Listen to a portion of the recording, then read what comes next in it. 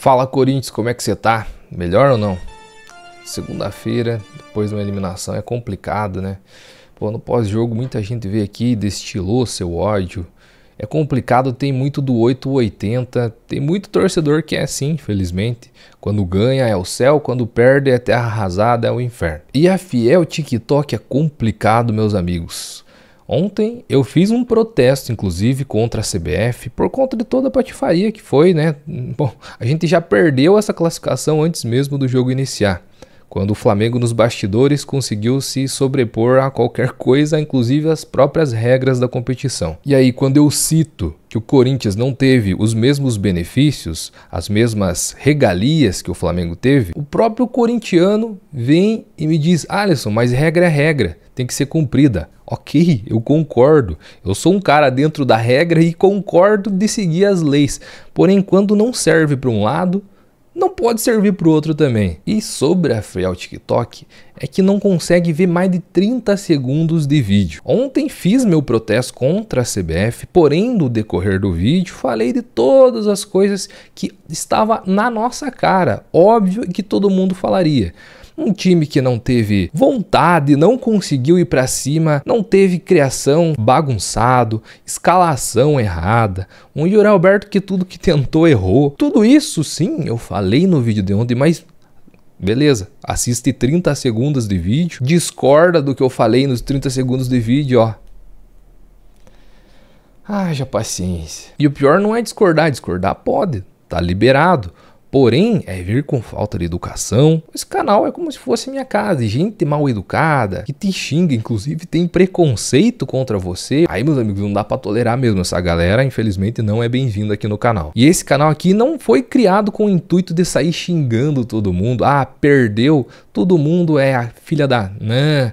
É incompetente, é arrombado, fora treinador, fora jogador. Não, pô, não criei esse canal aqui para isso não. Minha ideia é sempre fazer uma análise mais geral do que está acontecendo, do que ficar pedindo cabeça de todo mundo quando não dá certo. Vamos entender, vamos racionalizar um pouquinho aqui. Bom, dito isso, passou, meus amigos. Página virada.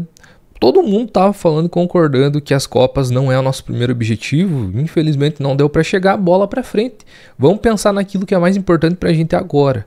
A 30ª rodada do Campeonato Brasileiro se encerrou e foi quase perfeita para o Corinthians. Vem para a tela do meu computador. Vamos fazer uma análise rápida aqui. Bom, São Paulo e Vasco não tinha nenhuma influência direta no que a gente está precisando, assim como Fortaleza e Atlético Mineiro. Porém, aqui a gente conseguiu uma vitória absolutamente importante porque a gente deixou o Atlético Paranaense atrás da gente na tabela. Apesar dos caras estarem com 2 jogos a menos e um deles vai ser justamente na terça-feira contra o Fluminense.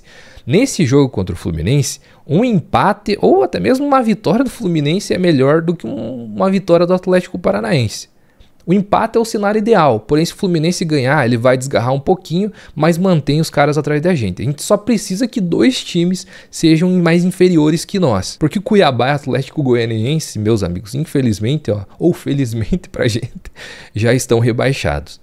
O Cuiabá perdeu uma chance de ouro ao empatar com o Atlético Goianiense, que já, inclusive, o próprio presidente já decretou seu rebaixamento. Então eles empataram e também tem um jogo a menos, Alisson, beleza. Mas mesmo assim, eles já estão a 2 rodadas, a 5 pontos de escapar. Na verdade, de escapar mesmo a 33, é 6 pontos, 2 rodadas para o time que está lá embaixo.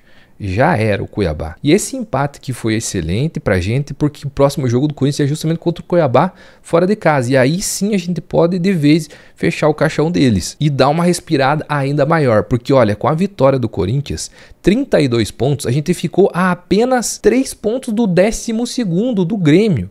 Que inclusive eu nem coloquei naquela minha conta de times que podiam estar disputando para cair para a Série B, porque eles estavam um pouquinho acima, mas vejo que uma rodada é suficiente para embolar tudo de novo. E embolar tudo de novo foi o que aconteceu nessa vitória do Vitória contra o Bragantino. Foi ruim porque o Corinthians voltou para a zona, mas pense num ponto positivo que trouxe o Bragantino ainda mais próximo de todo mundo ali, que está apenas 2 pontos atrás da gente. E olha essa sequência negativa aqui do Bragantino, com 5 jogos sem nenhuma vitória. Isso daqui é desesperador nessa fase atual. E só quem que tá nessa fase absurda, ó, o Vasco, na verdade, tá minha tela aqui, né? minha câmera na frente. Mas sim, nesses últimos 5 jogos o Vasco tá sem nenhuma vitória, tá em 10º. Matematicamente ele não escapou, mas tá isso daqui de escapar. Mas quem está na briga mesmo? Bragantino, que também não ganhou nenhuma das últimas 5, e o Atlético Paranaense, que não ganhou nenhuma das últimas 5.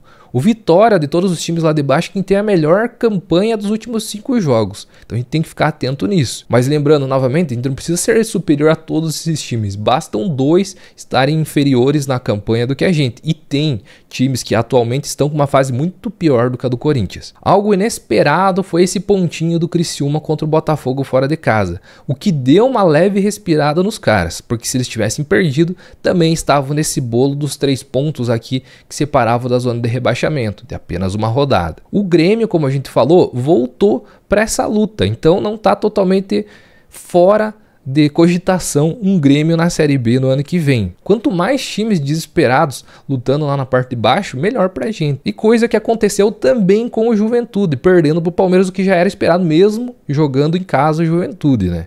E aquilo que eu falei lá naquele vídeo que eu estava analisando, qual seria a real dificuldade de todos os times que teriam até o final do Campeonato Brasileiro, o Juventude, o Bragantino e o Criciúma estavam bem à frente numa rodada anterior e hoje já estão todo mundo ali na luta, na briga de novo. É muito dinâmico isso. Inclusive, ó, vindo aqui para o canal, quem ainda não viu esse vídeo, recomendo ver, porque foi um levantamento que eu fiz detalhado. Demorei um tempão para fazer esse vídeo, achei que ficou bem completo, fazendo a dificuldade final do trajeto, da caminhada de todos os times que estão lá embaixo até o final do campeonato. E sim, coloquei Criciúma, Juventude, tinham caminhos muito difíceis até o final do campeonato. E o Juventude, que tá aqui em cima, ó, já começou tendo uma dificuldade enorme nesses 4 últimos jogos dos que faltam ainda para completar o Campeonato Brasileiro.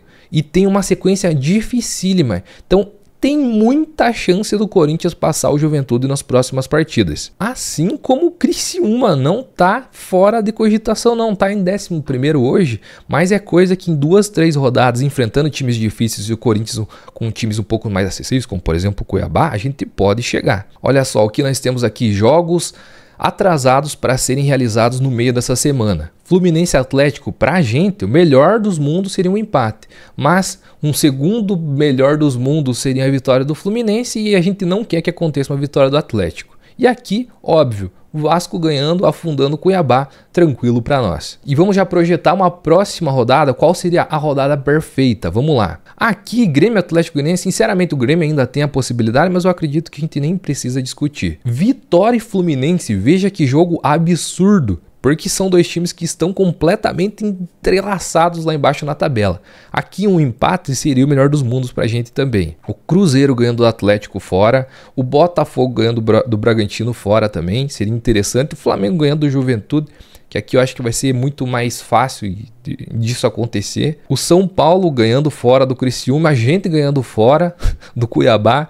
Ou seja, a gente vai ter que torcer por muita vitória de visitante na próxima rodada, porque isso não é tão fácil de acontecer, mas é possível, visto que os times visitantes são teoricamente mais superiores e estão mais acima da tabela do Campeonato Brasileiro. Pelo menos nos jogos que nos interessam, que a gente tá falando lá debaixo da tabela. Então, meus amigos, fazendo essa análise, dá para ver que não é de se desesperar, mas a gente tem uma final importantíssima no próximo final de semana, e é isso que a gente deve focar. Tem o jogo quinta-feira contra o Racing também? Tem. A gente vai falar sobre ele no decorrer da semana aqui no canal, vamos falar, é importante demais, principalmente se for pensar na próxima temporada, porque ganhando uma Copa como essa, a gente volta a disputar a Copa do Brasil e também a Copa Libertadores, sendo cabeça de chave no grupo, evitando a gente ano que vem ter somente Campeonato Brasileiro e Campeonato Paulista para disputar, mas muito pior do que isso seria cair para uma Série B, então por isso que nessa virada de página, agora pensando na próxima semana, eu já resolvi fazer o primeiro vídeo justamente sobre o Campeonato Brasileiro. E todo mundo me pergunta onde que eu compro minhas camisas e eu vou dar essa sugestão aqui para vocês. Na bandastore.com.br, aqui você vai encontrar camisas de qualidade, com vendedores de confiança, num preço justo. Então você tem as versões torcedores, as versões jogadores. Essa daqui que eu tô, por exemplo, a versão jogador é exatamente essa daqui. Então caso você queira adquirir a sua, o link está aqui embaixo na descrição e também no comentário fixado. Vamos virar essa página, meus amigos, cabeça erguida, confiança e vamos por dias melhores no Coringão. Valeu? Forte abraço, quem falou foi o Alisson e vai Corinthians sempre!